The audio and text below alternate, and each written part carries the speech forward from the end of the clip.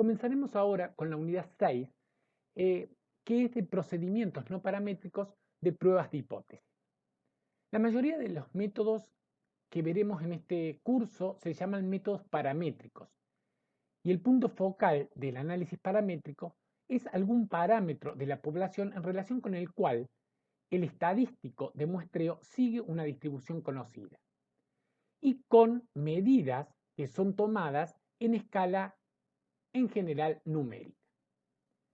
Los métodos paramétricos tienen a veces supuestos que son bastante restrictivos, como ya sabemos, acerca de la distribución de la variable en la población, acerca del conocimiento o no de la varianza, acerca del tamaño de muestra que estamos considerando. Cuando no se cumplen uno o más de esos requisitos o supuestos, entonces podemos usar los llamados métodos no paramétricos, que tienen la particularidad de ser pruebas bastante sencillas y no solo referidos a parámetros poblacionales. A estos métodos también se los suele conocer como métodos libres de distribución, y ello enfatiza el hecho de que no se conoce la distribución del estadístico de muestreo.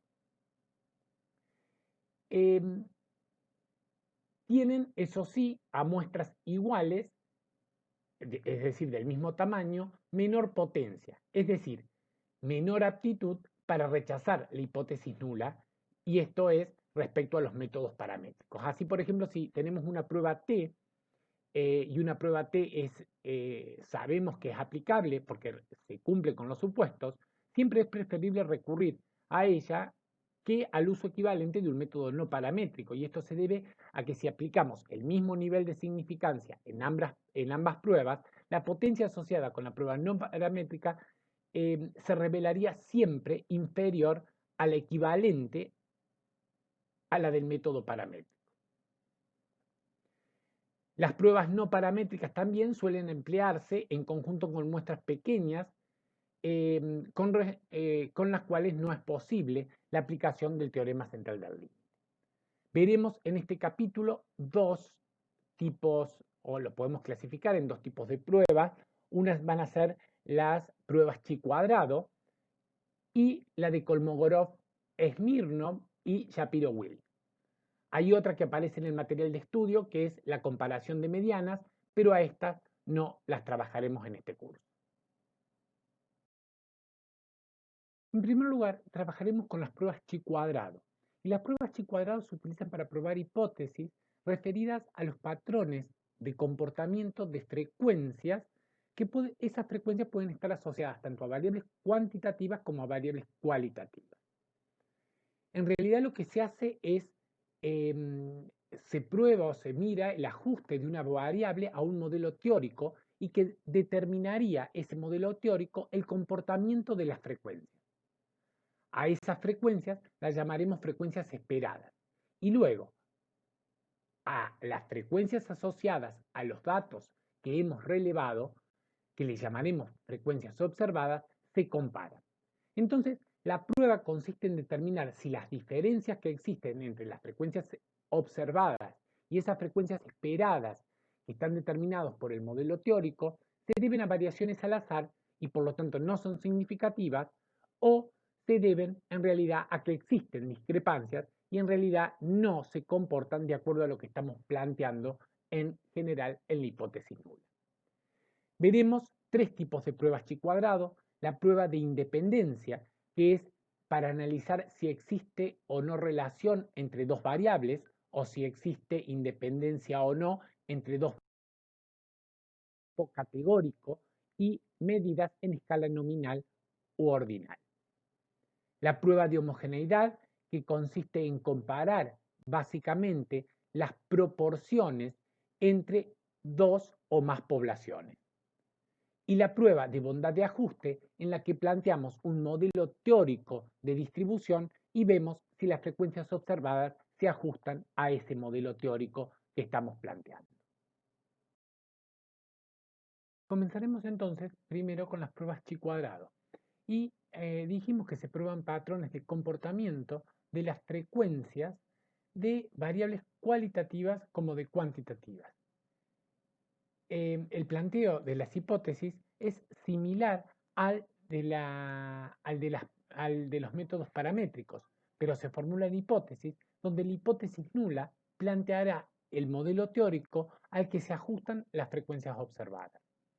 Luego compararemos los datos muestrales, es decir, las frecuencias que hemos obtenido a partir de las realizaciones, con el modelo teórico planteado en la hipótesis nula.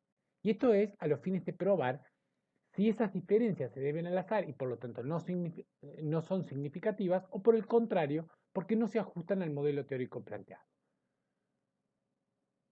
Para juzgar la significatividad de las diferencias se usa un estadístico que se denomina chi cuadrado, y precisamente porque sigue esa distribución. Ese estadístico fue planteado por Pearson alrededor del año 1900 y el método consiste entonces básicamente en comparar a las frecuencias observadas, que acá las estamos representando como n sub i, de una muestra particular, con las frecuencias esperadas o teóricas del modelo que hemos planteado en la hipótesis nula. Es decir, las frecuencias esperadas, la esperanza de esas n sub i. Entonces, el estadístico, como podemos observar, se formula como el cociente entre la suma de las diferencias elevadas al cuadrado y las frecuencias esperadas en el denominador.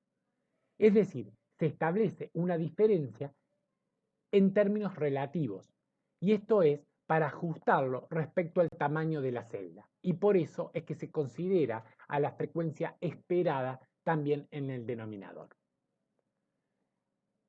Si planteamos a O sub i como las frecuencias observadas, es decir, le igualamos a n sub i y llamamos E sub i a las frecuencias esperadas de n sub i, podemos plantearlo de esta manera al estadístico.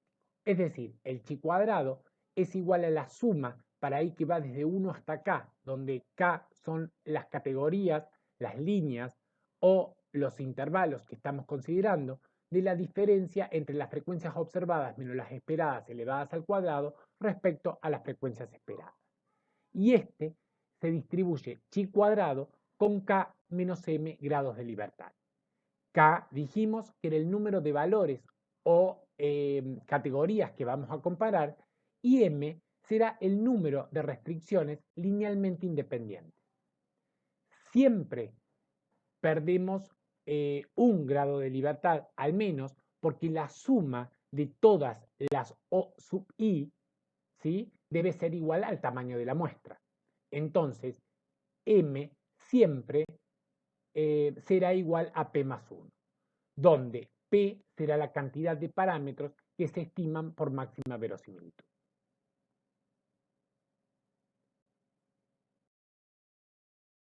Otra observación que es importante señalar respecto a las pruebas chi cuadrado es el sentido de la prueba. La prueba siempre va a ser lateral derecha, debido a que desviaciones grandes de los valores observados respecto a los valores esperados van a contradecir la hipótesis nula en cuanto a las probabilidades asociadas a ya sea a las categorías, a los valores o a las clases que estemos considerando. Otra observación es que existe una restricción al número de frecuencias de cada categoría, valor o clase, y la frecuencia esperada debe ser siempre mayor o igual que 5. Esto se justifica por el hecho de que se quiere evitar valores sobreestimados de chi cuadrado o de los términos de chi cuadrado al efectuar el cociente entre las diferencias al cuadrado y frecuencias esperadas que sean muy pequeñas. La prueba de independencia es una prueba chi cuadrado y se utiliza cuando se quiere poner a prueba si existe relación entre dos variables cualitativas. Para ello, en general, se toma una muestra y se construye una tabla de contingencia con las dos variables cualitativas de interés. Obteníamos con las dos variables cualitativas la distribución conjunta de esas dos variables. Entonces, aquí estamos considerando dos variables cuyas categorías o modalidades asociadas a una de esas variables es el evento A, el evento B, el evento C, el evento D, y asociada a la otra variable son los eventos o las categorías 1, 2 y 3 en romano. Entonces, a partir de una distribución de frecuencias conjuntas, podríamos obtener las probabilidades asociadas a cada uno de esos eventos, ya sea las probabilidades conjuntas en el cuerpo de la tabla y las probabilidades marginales, las que teníamos en los márgenes de la tabla. Entonces, simbolizaremos a las probabilidades conjuntas de esa tabla como P sub ij. Supongamos la primera celda, es decir, la P sub 1, 1, será la P asociada al evento 1 en romano y al evento A en forma conjunta. También podemos obtener las probabilidades marginales, como por ejemplo la probabilidad de A será la probabilidad marginal o no condicionada asociada a ese evento A. Y así podríamos obtener la probabilidad de C, de B, de C y de D. A su vez también podemos obtener las probabilidades marginales o no condicionadas de la variable que tenemos en columna. Es decir, la probabilidad asociada al evento 1, la probabilidad asociada al evento 2 y la probabilidad asociada al evento 3 en romano. Probabilidades columnas, entonces, y probabilidades filas, que son las no condicionadas. Y deben satisfacer la siguiente condición. La suma de las probabilidades marginales, tanto de fila como de columna, debe ser igual a 1. Entonces, en la hipótesis nula habíamos planteado que las variables son independientes o no están relacionadas. Y esto nos va a determinar el modelo que queremos plantear. Entonces, recordemos que si los eventos son independientes, la probabilidad conjunta de dos eventos era igual al producto de las probabilidades individuales de cada una de ellas, si y solo si los eventos eran independientes. Entonces podemos obtener las probabilidades conjuntas o las estimaciones de esas probabilidades conjuntas como el producto de las probabilidades marginales. Una probabilidad conjunta o una estimación de la probabilidad conjunta lo obteníamos a partir de n sub ij, es decir, la frecuencia conjunta sobre el tamaño de la muestra.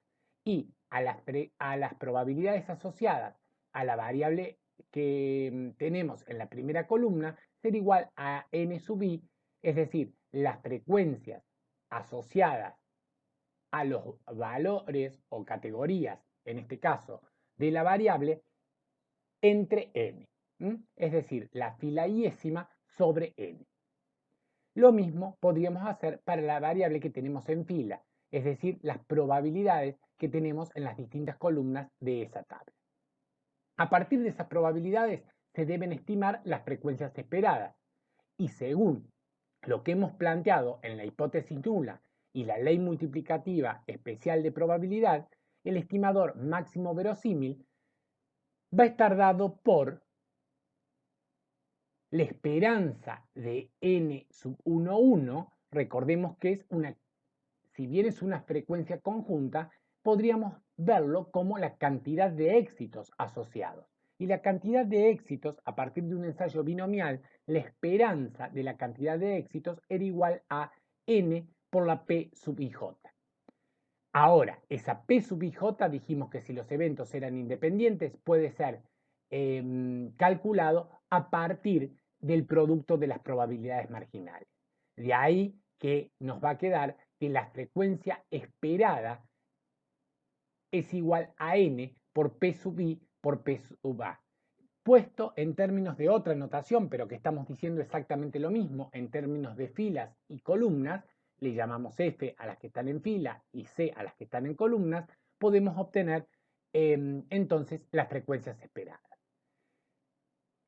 Directamente a partir de la tabla que hemos presentado, fíjense que si resolvemos algebraicamente la última expresión, en realidad nos queda para obtener las frecuencias esperadas de cada celda como el producto de la columna J por la fila I entre n. Y eso nos va a reproducir una frecuencia esperada que va a ser bajo el concepto de independencia, que es lo que hemos planteado en la hipótesis nula.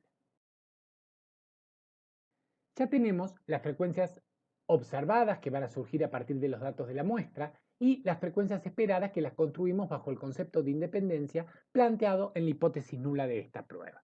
Veamos ahora qué sucede con los grados de libertad para una tabla de contingencia.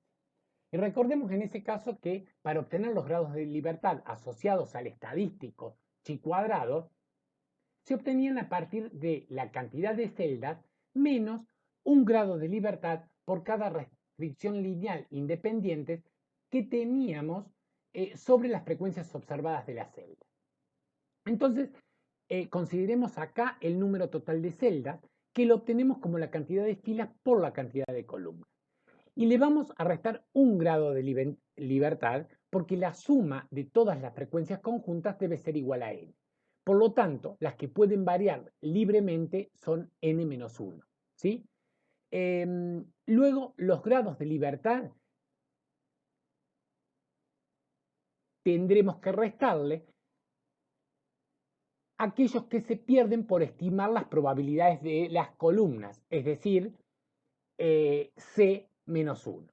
Y luego los grados de libertad que se pierden por estimar las probabilidades fila. Si operamos o resolvemos esto, obtenemos que el número de grados de libertad asociados a una tabla de contingencia en realidad va a ser igual a columnas menos 1 por filas menos 1. Y este va a incidir en la determinación del valor de chi cuadrado crítico.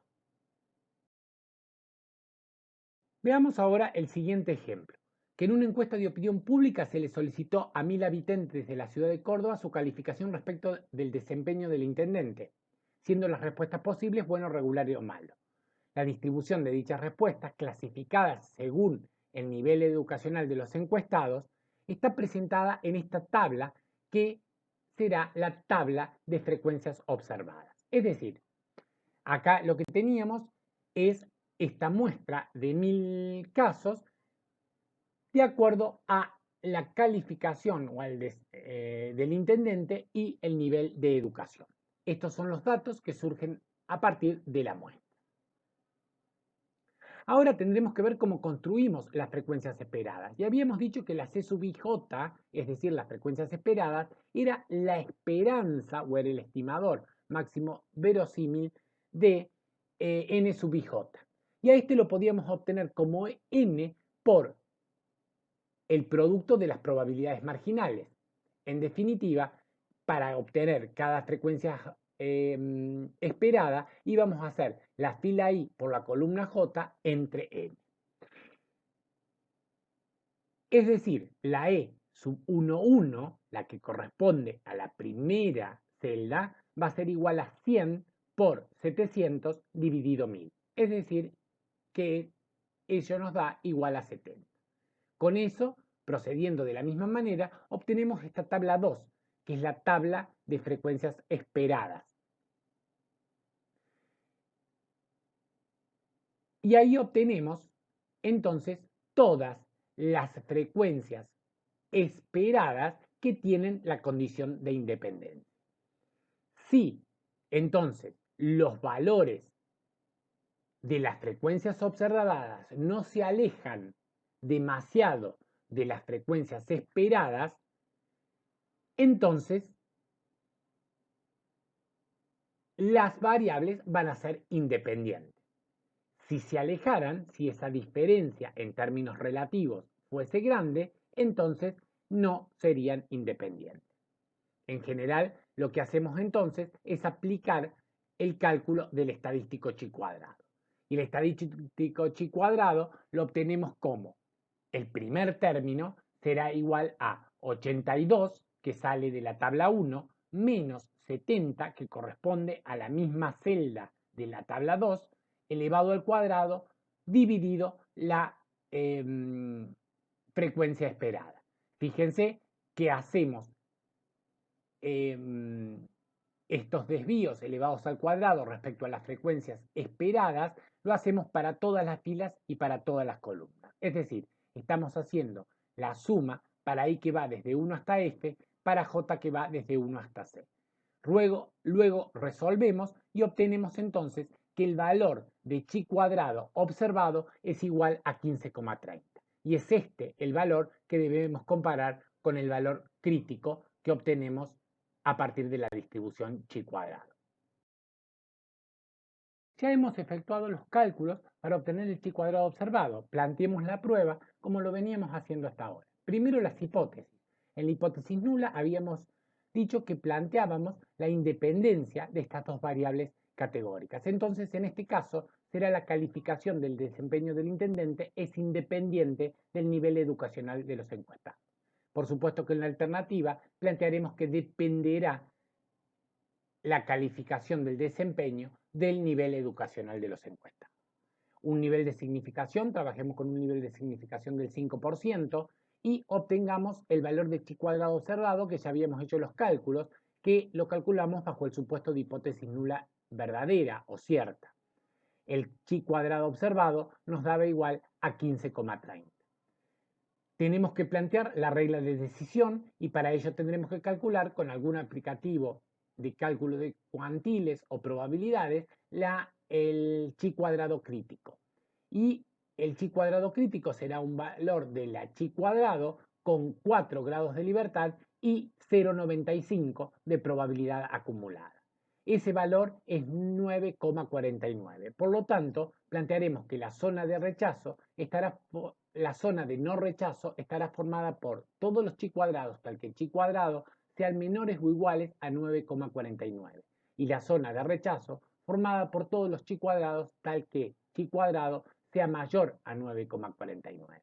Es decir, si comparamos el chi cuadrado observado con la regla de decisión que hemos establecido, podemos observar que rechazaremos la hipótesis nula. Es decir, con un nivel de significación del 5%, se rechaza la hipótesis nula de que las variables son independientes. Por lo tanto, concluimos que la calificación del desempeño del intendente depende del nivel educacional de los encuestados. Si efectuamos el procesamiento con Infostat, tendremos la base de datos conformada, donde en una de las columnas tendremos, en este caso, a una de las variables y en otra columna otra variable.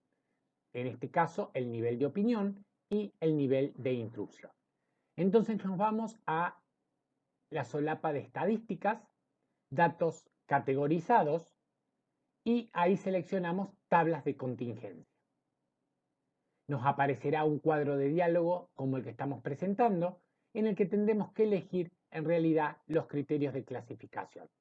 Y luego de poner aceptar, porque lo que vamos a medir es la variable opinión, nos aparecerá un cuadro de diálogo que nos indicará o deberemos indicar en ese cuadro cuál variable vamos a poner por columnas y cuál por filas. En este caso, para reproducir la misma tabla que teníamos antes, estamos poniendo por columnas el nivel de educación y en filas a la variable opinión. Si le damos aceptar, nos genera la salida de Infostat. En esta salida de Infostat, en primer lugar, lo que tenemos es la tabla de frecuencias conjuntas observadas. La segunda tabla es la tabla de frecuencias esperadas bajo el supuesto de independencia, es la que habíamos calculado manualmente. Y finalmente nos arroja el valor del chi cuadrado, el valor del chi cuadrado observado, los grados de libertad asociados, que habíamos dicho que eran 4, y el valor de probabilidad, que es la probabilidad a la derecha de ese valor de chi crítico observado. Es decir, la probabilidad de que chi cuadrado sea mayor a 15,30 es igual a 0,041. Entonces, podríamos trabajar con el valor de probabilidad si tuviéramos esta salida y habíamos escogido un nivel de significación del 5%. Por lo tanto, comparamos el alfa, que sería 0,05, con el valor de probabilidad, que es 0,0041, y llegaríamos a la conclusión que rechazaríamos la hipótesis nula. Es decir, que la calificación depende del nivel de instrucción. Acá graficamos el valor de el chi cuadrado crítico que habíamos calculado antes, es decir, este chi cuadrado con 4 grados de libertad y 0,95 de probabilidad acumulada, que era el que intervenía en la regla de decisión. Ese era 9,49. Observen que la probabilidad asociada a ese 9,49, la probabilidad asociada y que está hacia la derecha de ese 9,49, era lo que habíamos mencionado como alfa. El valor de chi cuadrado observado es 15,30 y ahí en grisado he marcado un poquito más grande lo que sería el área correspondiente que estaría asociado al valor de probabilidad. Como el valor de probabilidad es menor al alfa, entonces rechazamos la hipótesis nula. Cualquiera de los dos procedimientos sabemos que son análogos. En el caso que tengan una salida de máquina, recomendamos siempre plantear las hipótesis, plantear el estadístico con cuántos grados de libertad y la decisión que tomamos sobre la base de la salida de máquina.